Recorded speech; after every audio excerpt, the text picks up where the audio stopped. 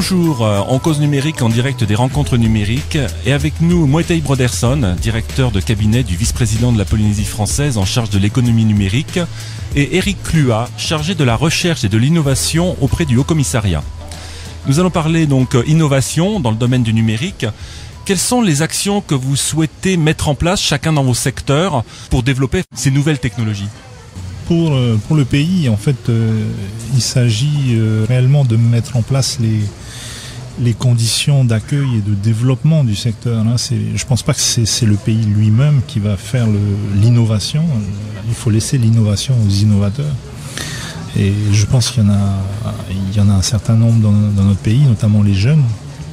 Le rôle de la puissance publique, c'est justement de mettre en place les infrastructures aussi bien techniques que réglementaires qui permettent le développement de ce numérique. Donc pour nous cette année, je crois que le point fort c'est réellement le lancement de Rumia, donc l'incubateur pépinière, qui va être, je crois, la structure d'accueil et de développement de cette innovation au plan du numérique.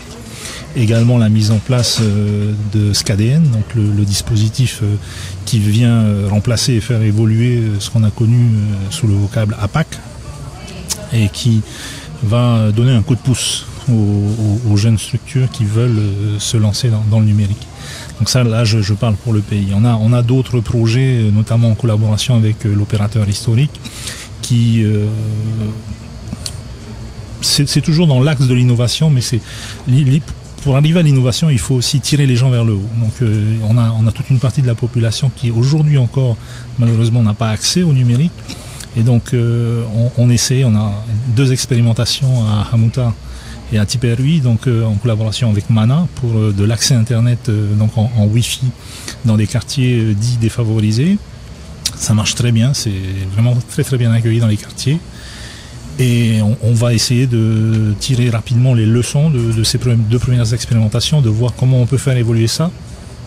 On a également dans les cartons de l'ADN, on l'a pas oublié, d'autres projets comme la cyberroulotte, qui est la version légère et beaucoup plus agile de ce qu'on a connu avant, le cyberbus. Et voilà, il y a plein d'autres projets comme ça. Au niveau de l'État, on se creuse les méninges aussi ? Oui, on se creuse les méninges et il y a un souci certain, amplifié dernièrement, de venir en aide au pays sur la dimension numérique. Je dirais qu'il y a 2 axes qu'il est bon de discerner. Le premier, c'est un problème d'accès, comme l'a dit mon collègue. Donc là, il faut savoir qu'il y a quand même un câble qui a été amené ici sur la Polynésie qui permet le haut débit. Mais pour simplifier la situation, l'arborescence terminale de ce câble, c'est-à-dire l'accès finalement aux usagers, pêche un petit peu. Et il faudrait développer cette arborescence finale, sauf que bien évidemment ça coûte cher et que, comme on le sait en ce moment, l'argent ne coule pas à flot. Mais on a entamé donc une réflexion avec le pays pour finaliser cette étape très importante d'accès au haut débit, puisque vous savez que c'est quand même important cette problématique de débit, et l'accès c'est bien, mais le haut débit c'est bien, surtout je dirais pour de l'innovation. Donc il y a ce premier axe qui nous semble important, qui est le socle finalement du développement d'une économie numérique.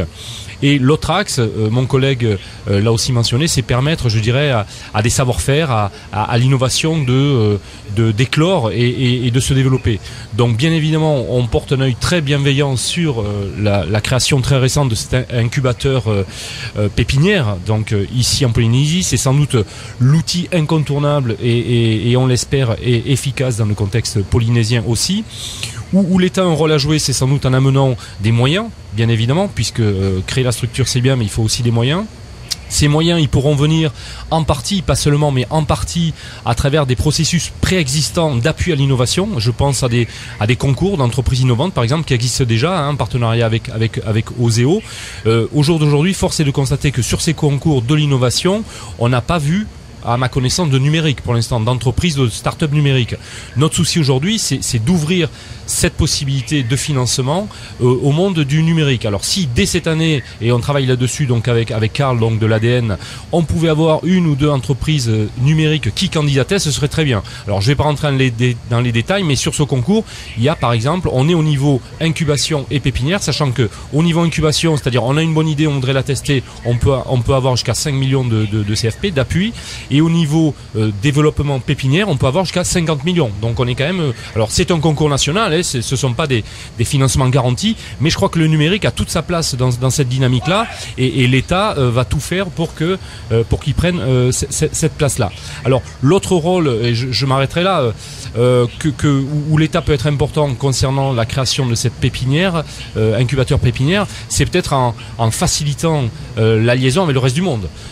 Très dernièrement, j'ai reçu des propositions de partenariat avec par exemple un campus créé par Microsoft et l'INRIA en région parisienne, où là il y a cette forme d'outil qui a été créée, mais il y a déjà plusieurs années, puisqu'on parle de 2006, où il y a la création de plus de 1700 startups, vous voyez, donc on est quand même sur des dynamiques économiques très importantes, et c'est sans doute en appuyant, en facilitant le contact, et Dieu sait s'il y avait le numérique, c'est quand même plus facile que de prendre l'avion et le bateau, c'est en facilitant le contact entre cette pépinière polynésienne et le reste du monde, en particulier la métropole où il se passe quand même beaucoup de choses, que l'État viendra, on l'espère efficacement, en appui au pays.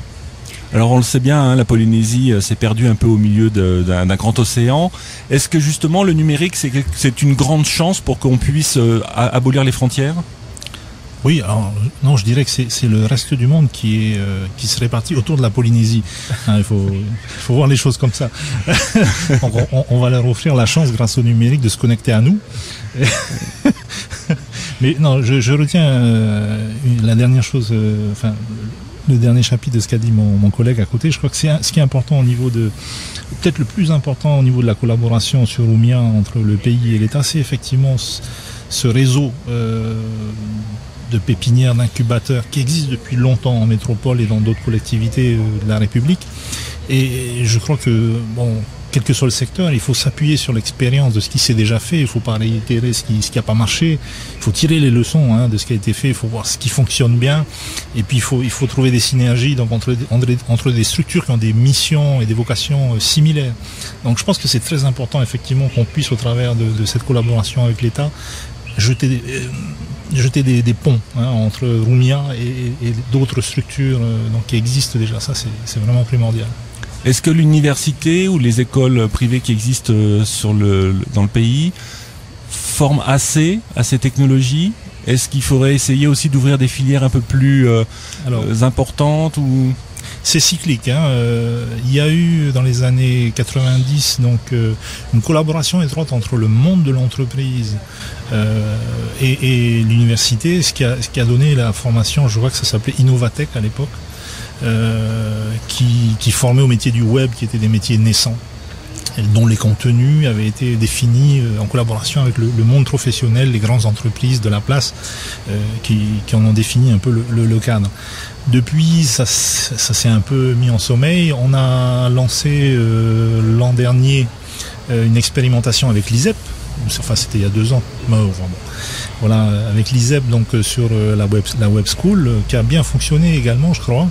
Donc c'est des expériences qu'il faut réitérer, qu'il faut peut-être affiner, mais je crois qu'il y a actuellement un virage qu'on n'a pas encore pris au niveau de la formation, c'est celui des smartphones.